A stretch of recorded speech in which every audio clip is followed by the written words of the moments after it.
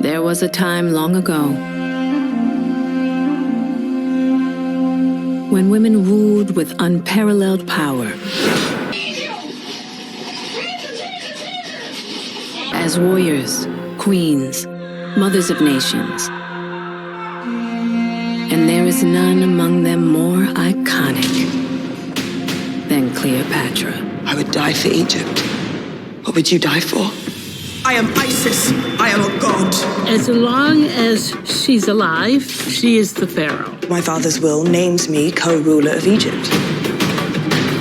Julius Caesar is aware that Cleopatra is one of the best educated women in the Mediterranean. He wants to be king to Cleopatra's queen. To a lot of movies and TV shows that are among the worst audiovisual media ever produced by humanity. And having suffered through all 4 episodes of Netflix's historical distortionist propaganda docudrama, Queen Cleopatra, I can say with confidence that this show is without doubt the most disgusting, disgraceful, evil-intentioned, vicious thing that I have ever seen. It is not just historically inaccurate, it is an all-out assault on history that knowingly lies about Roman, Egyptian, African and European history, distorts it, blackwashes it, then accuses every historian ever to have studied Cleopatra of committing the very crime it has just spent nearly 4 hours engaged in. And it seems to be happening again with the release of Queen Cleopatra, a Netflix documentary series produced by one of the least popular actresses in Hollywood,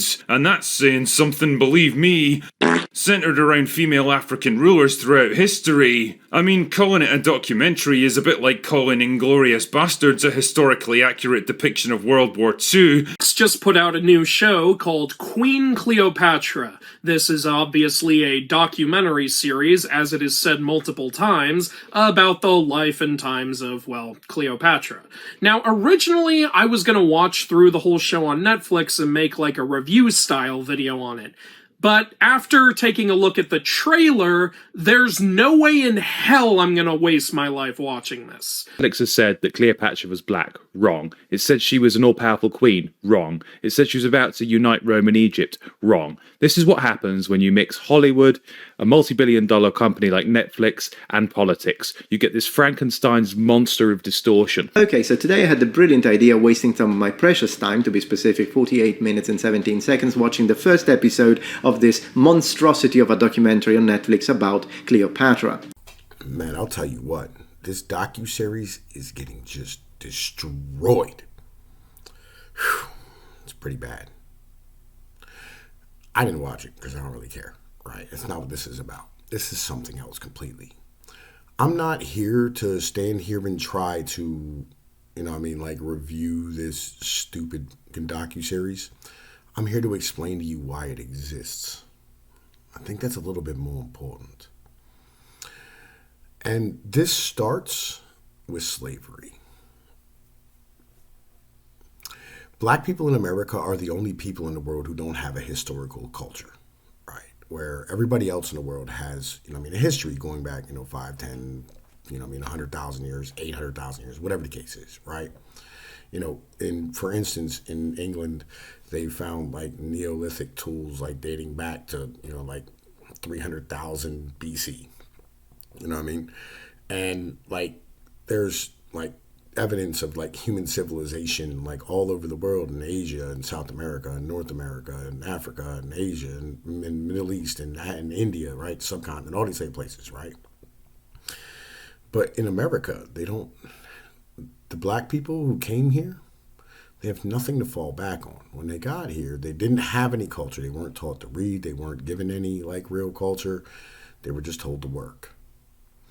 And they were controlled, and they survived, which is, amazing. But they didn't revolt a lot. They didn't have Nat Turner's revolt. They had a few of them, that happened. In places like Haiti, right, where they actually held on to more of their culture than most other places. Mostly because, the Spanish are kind of like the Italians in that type of way, where they really love their culture. They love who they are as a people. It's a big thing. It's a different thing altogether than what you would think of as, being white culture, right? And in doing so, these people in America, right, who were then given freedom, but on the same point were kind of trapped upon their own enclaves, started to form into their own cultures. They adopted some of the Scottish, some of the English, some of the British, right? Some of, like a mix of the Native American, just a whole hodgepodge of stuff. And plus, like just their own basic beings as a people, like what they like to eat, the food that they were given, the scraps, the collard greens and, the chitlins and all these type of things, the fried chicken. These were all like considered like shitty meals for regular white folks. It wasn't like beef Wellington or whatever, they're like apple pies and all this type of stuff that we think of, Thanksgiving dinner. If you're going to a black person's for Thanksgiving dinner, like, yeah, there's a turkey, but there's probably going to be chitlins, there's going to be collard greens, there's going to be cornbread, right? And cornbread's going to have pieces of corn in it on purpose, right? That's because, like, literally, like, it's holding on to a culture of, creating grains from things that weren't originally meant to be grains, and had, like, they weren't as well processed, when it was given to them to create these type of things. And they started forming this culture, from the period of like 1860 till, about 1970-ish, right after Lyndon Johnson, passed it, the Great Society Acts, where they had the integration and things of this nature. And when you folded them into white culture, right, they became extremely lost. Because all that culture that they were building, with their own self-businesses and all these type of things, their families, their communities, all the things that you would think of being like a basic person disappeared. And you ended up with this. Hello. She wants me. Why you keep wasting your time with that trick? I'm telling you need you someone with some class. Someone you can take home to stepmama. You know what I'm trying to say? Get yourself a real one.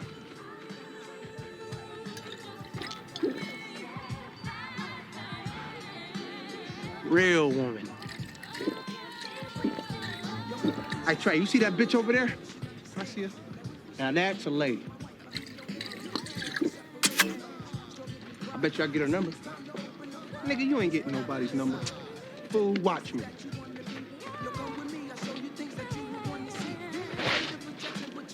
Hey, sweetheart. Break yourself! Give me your goddamn number. Come on. Hurry up. Come on.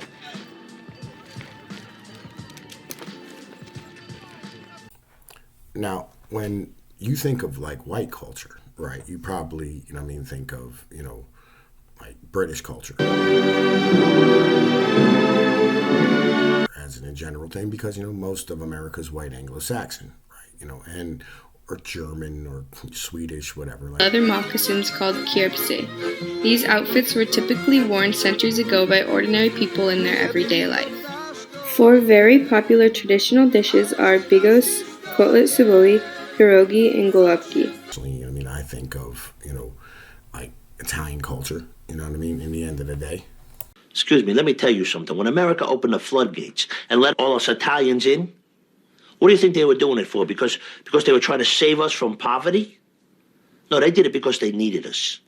They needed us to build their cities and dig their subways and to make them richer. The Carnegies and the Rockefellers, they needed worker bees, and there we were.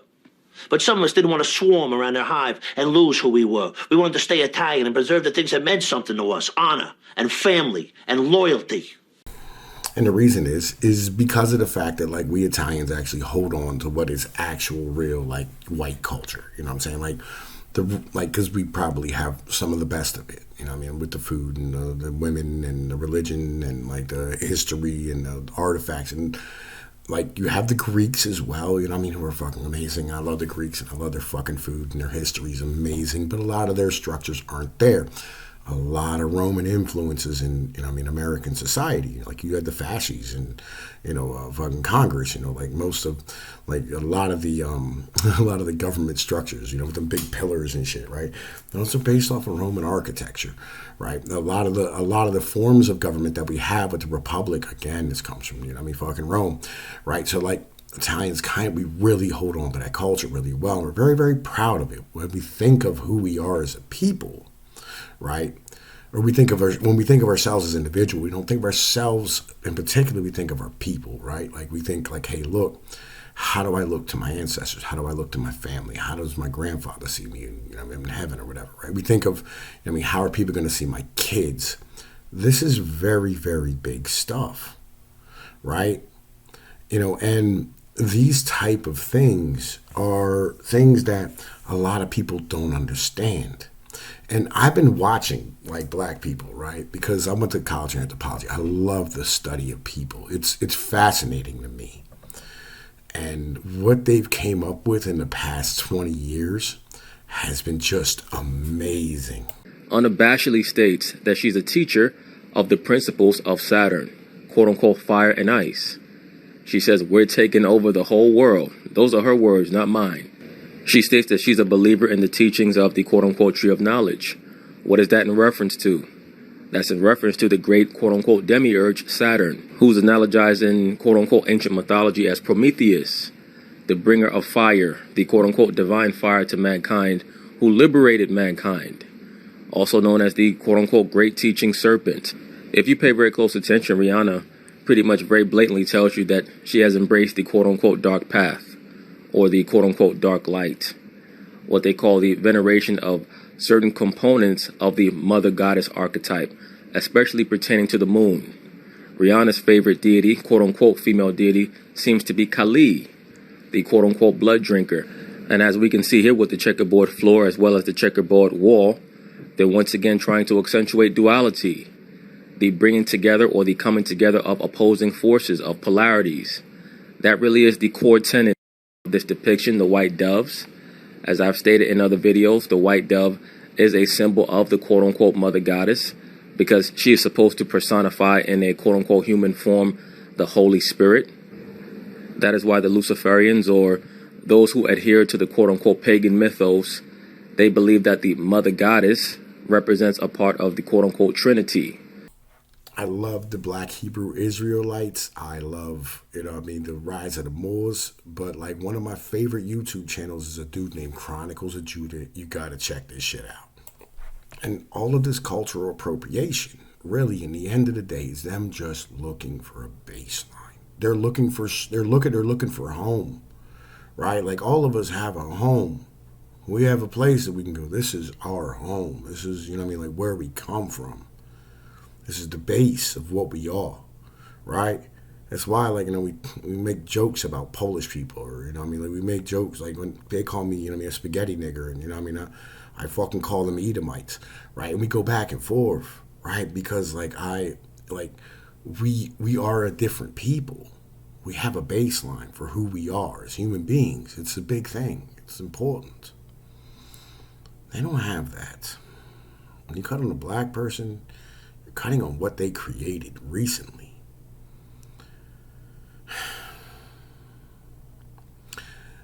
Black people are not happy. They're not okay. They're not doing well. They're not getting better. Oh man, look at this recent music that they're doing. Ride, leave it to the double thick thighs, twin sisters. Drop it down and wobble, wobble up. Mommy boot it up. Shake it down and gobble, gobble up. Cause my money up. Slide, slide in the belly trucker. The rave trucker. Your bestie is a dick sucker. A big double. Assalamu alaikum. You big hater. You nothing but a hater, hater. Cloud chaser. Now we catch him at the chicken spot. Up a couple chops. Pop that nigga with 100 shots. Da, da, da, da, da. They didn't make that nigga diddy bop. Cha, cha, cha, cha, cha. Yes, that was Baby Shark in there. Yeah, it was 100%. It was Baby Shark. Again, they will fold whatever into their fucking culture. They don't care. All those, Italian cars and Italian suits that they wear, yeah, they stole our shit from New York. All that jewelry and shit and all that nonsense, the swag, all that bullshit. Yeah, they stole that, from us, right? Yeah, listen, they will fold whatever they can into themselves. Because they're reaching for something. They want to have a baseline. And I think we need to have a real conversation with black folks. And this is something that, like I've said for a long time, and I think it's kind of like it's a real philosophical idea when it comes to government, but a great government, a great state would at least try this, right? A great state would attempt this. They'd say, hey, look, and this hasn't worked out well for natives. I'll be real. But it's mostly because you gave them shitty land. I'll be honest with you. And there's been a lot of broken treaties. And you gave them a lot of money you shouldn't have gave them as well. That's, that's another problem. But the basic premise is this, right? This is a Jeffersonian ideal. As a person, none of us agreed to where we are today. Like, there's nobody in this audience listening to this, right? There's nobody in the world who agreed to pay for the debts of their forefathers or their ancestors or their people. None of us agreed to this shit, all right? None of us have, nobody ever came up to you and said, hey, man, sign this document, right? Like, do you want to join the contract, right? You join the contract to leave, right? Nobody said any of these type of things, right? It's just one of them things that's inherent upon shit, right? And this is why people think, like, this is why, like, you have a lot of them sovereign citizens that go, like, your birth certificate, man, you know what it is, man? Like, it's a contract. You're owned.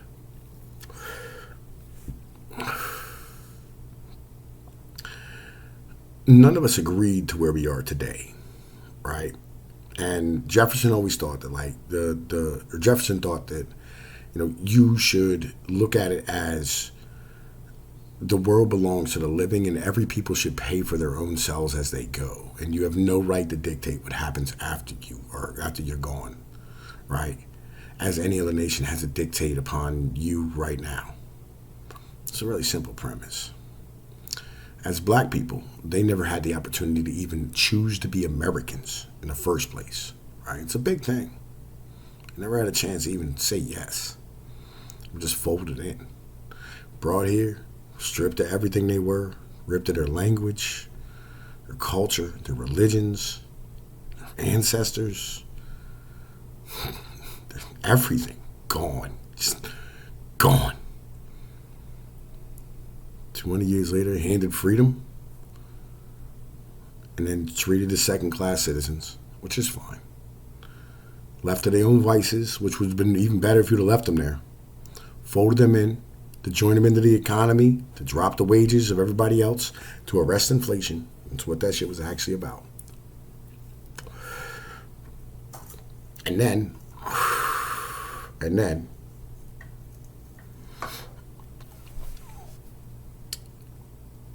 after everybody ended up all messed up and lost because they lost all their businesses and their community and everything that they were building, you called them super predators and threw them all in jail. Gave the women abortions, where they killed about 48% of all births since then. And basically sat here and, just destroyed them as a people. I think maybe it's time that we had a conversation about them getting their own land in America and letting them do themselves and build and become a civilization and have a culture and choose to be Americans if they want to come back. They should have the opportunity to build their own shit and have a choice. Nothing more. It's a foundational thing. We never really think about, like, the foundational principles of human beings. We never think of this because we've had so long to develop as a people, right? Like, farming and agriculture started 5,000 years ago in Europe. And we had all this time of wars and peace and kings and queens and nobility and empires and cultures and heritages and all the stuff, right? Love it or hate it. Some of it you're going to love, some of it you're going to hate. It is what it is. It's history. History's bad and it's good. It's beautiful works of art. It's terrible atrocities. That's history, man. They don't have any of that. They have none of it. They have nothing to fall back on as a people. They have no identity. They're lost. They have no pride in who they are. They're honor-based people. They're amazing human beings. They're great humans. And they deserve a chance to build themselves into being what they're capable of being. And I don't even know what that is. None of us do. But we have to have this conversation because this shit can't continue. And we have to stop treating them like white people because they're fucking not. They don't have that. They don't have the basics. You know how you grow, like you go from, hunter-gatherers to agrarians and industrial to service sector, all that. They didn't get past hunter-gatherer before they showed up here. Before they were drug off on a boat. Sold by their own fucking people. Brought here in chains. Sold. Used as labor. Not taught shit. And then only taught white history. What do you expect them to do? Yo, look, man. I think it's time we talk about this. This is what it is. Tom Pease of Pnoid News. Y'all know the deal. Like, share, and subscribe. I'm out.